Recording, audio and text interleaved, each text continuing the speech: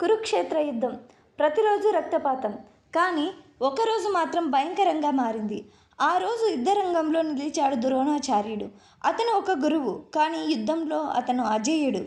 పాండవుల సైన్యం అతని ముందు నిలబడలేకపోయింది. ఎంత ప్రయత్నించినా అతన్ని ఆపడం అసాధ్యం. అప్పుడు శ్రీకృష్ణుడు ఒక యుక్తి ఆలోచించాడు.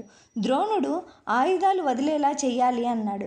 ఎందుకంటే అతను తన కుమారుడు అశ్వత్థామపై అపారమైన ప్రేమ కలిగి ఉన్నాడు.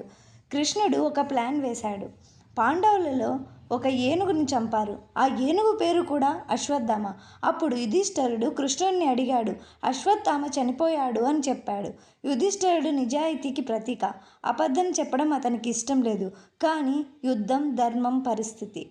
చివరికి అతను ఇలా అన్నాడు, అశ్వత్థామ అతః, అంటే అశ్వత్థామ చనిపోయాడు. అయితే మెల్లగా చెప్పాడు, కుంజరహ అని, అంటే ఏనుగు అని అర్థం. కానీ ఆ చివరి మాట శబ్దంలో వినిపించలేదు. ద్రోణాచార్యుడు ఇది విని తన కుమారుడు చనిపోయాడని నమ్మాడు.